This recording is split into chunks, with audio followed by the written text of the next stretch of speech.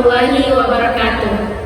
Perkenalkan, nama saya Nurul Taulandari dan rekan saya Nini Susu Safira. Di sini kami akan melakukan tugas wawancara yang berkaitan dengan pendidikan agama Islam untuk UAS Bahasa Indonesia. Assalamualaikum warahmatullahi wabarakatuh.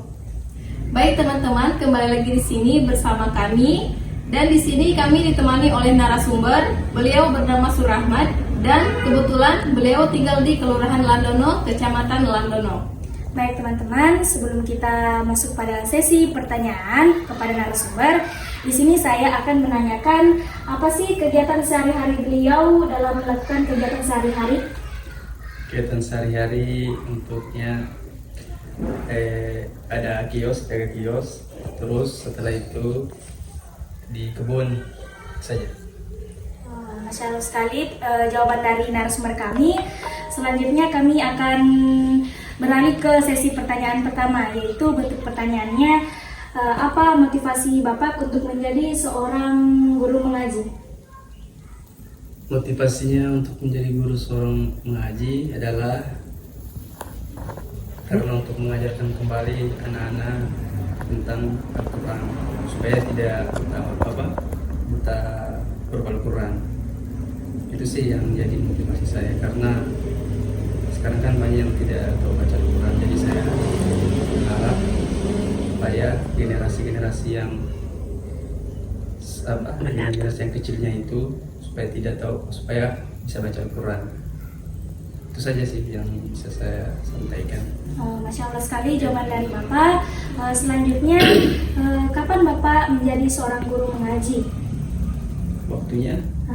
Tempatnya kapan?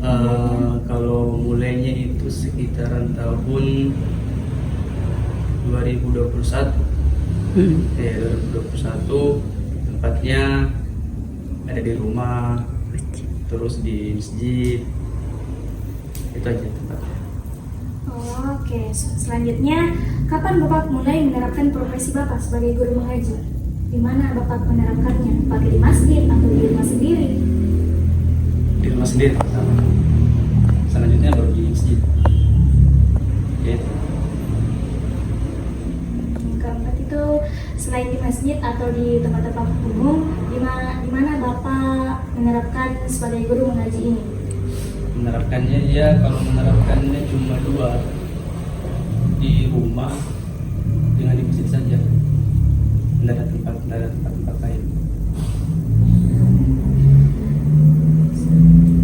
Oke, selanjutnya Pak, saya akan bertanya, saat Bapak termotivasi menjadi seorang guru mengaji, di mana Bapak mendapatkan motivasi tersebut? Motivasi tersebut saya dapatkan dari guru saya juga tempat saya belajar mengaji, bahwa belajar mengaji itu adalah suatu kewajiban untuk kita seorang muslim. Mengajarkannya juga, belajar mengaji, mengajarkan Al-Quran itu juga sebagai suatu kewajiban seorang muslim. Makanya saya termotivasi situ untuk belajar dan mengajarkannya. Itu aja. Oke, saya lanjut pertanyaannya Pak. Menurut Bapak, mengapa sampai sekarang ini masih banyak remaja yang menunda sholat? Itu dikembalikan lagi kepada diri mereka sendiri, karena mungkin ketidaktahuannya akan sholat atau semacamnya agama kita ini, kurangnya pemahaman tentang kewajiban agama kita sendiri.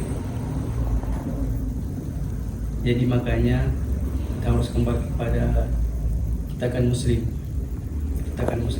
Saya mungkin tidak langsung berubah atau apa, tapi minimal kita tahulah, kita seorang muslim, kita harus tahu agamanya kita, sejarah kebesarannya dulu kita Islam. dengan Dore supaya mereka termotivasi untuk kembali bangga kepada agama mereka, agama Islam yang kita anut ini sekarang. Itu aja sih. Oke, pertanyaan selanjutnya kan Di zaman sekarang ini masih banyak juga orang yang berprasangka buruk terhadap sesama manusia. Nah, apakah ada hadisnya untuk faktor pendukung dalam berprasangka buruk terhadap sesama manusia itu? Apakah ada hadisnya? Kalau hadisnya saya tidak tahu apakah, tapi yang jelas itu memang kita dilarang untuk berprasangka buruk. Tapi kalau hadisnya atau ayat Al-Qur'annya saya tidak tahu, tapi yang jelas pasti ada. Tapi kalau kita sebagai muslim dilarang berprasangka buruk, harus selalu berprasangka baik. Karena kenapa? Kita mau susah ataupun senang, kita akan diajarkan sholat. Yang kita ucapkan kan itu alhamdulillah, ucapan syukur. Makanya kita diajarkan terus untuk berprasangka baik terus dengan kata alhamdulillah. Ya mungkin itu saja, mungkin jawabannya kurang. Oke, selanjutnya Selanjutnya, bagaimana metode Bapak dalam mengajar atau menyebarkan ilmu agama di berbagai tempat?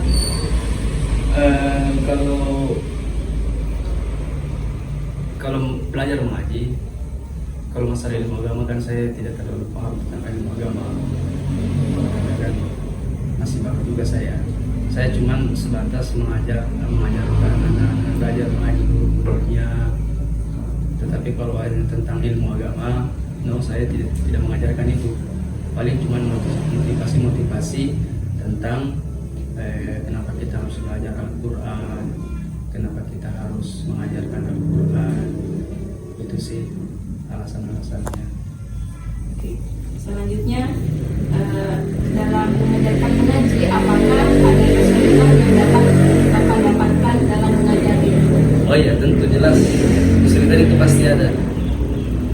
Belajar mengaji pasti ada. Apalagi yang kita ajaran ini anak-anak kan. Anak-anak kan bagaimana?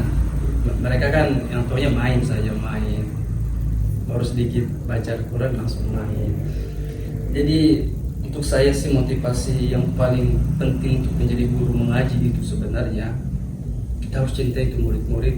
Karena kenapa mereka itu, apalagi anak-anak yang umur begitu, memang wajar sudah mereka itu main-main memang. Jadi situ kita dilatih untuk kesabaran,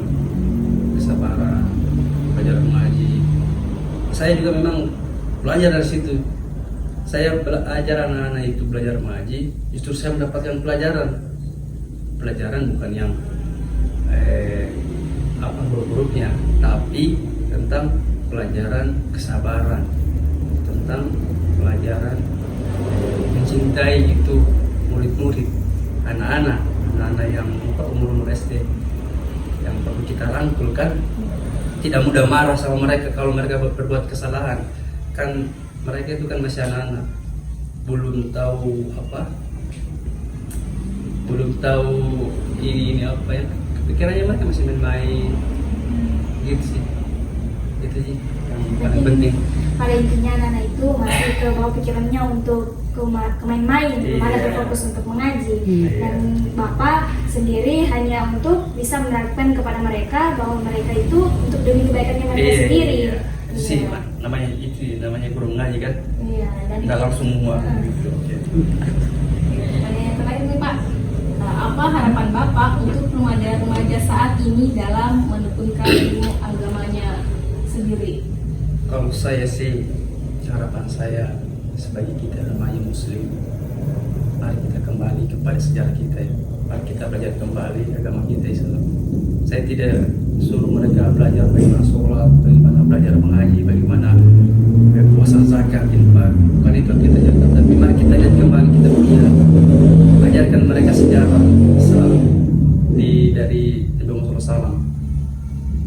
Saya yakin itu apabila anak muda sekarang belajar kembali sejarahnya tentang Islam yang benar, sirah nabawiyah, tentang Al-Quran, turunnya Al-Quran. Saya kira mungkin pemuda-pemuda yang kelihatannya gayanya kayak apa, tapi dalam hatinya kecintaannya besar pasti dalam Islam. Itu sih, kita harus kembali belajar pada akar kita, sejarah. Karena banyak sekarang pemuda yang tidak mengenal agama sendirinya, kan?